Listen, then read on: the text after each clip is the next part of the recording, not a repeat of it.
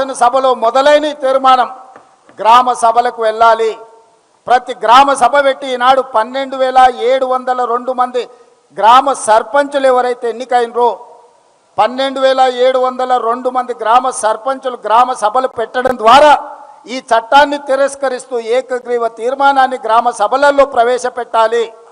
జనవరి 20 తారీఖు నుంచి 30 తారీఖు లోపల ప్రతి గ్రామ పంచాయతీలో గ్రామ సభ నిర్వహించడం ద్వారా ఈ 10 రోజుల్లో ప్రతి గ్రామ సభలో కేంద్ర ప్రభుత్వం ప్రవేశపెట్టిన ఈ రైతు కూలీ వ్యతిరేక చట్టాన్ని జాతీయ ఉపాధి హామీ పథక రూపురేఖల మార్పును వ్యతిరేకిస్తూ గ్రామ సభలలో తీర్మానం ప్రవేశపెట్టాలి.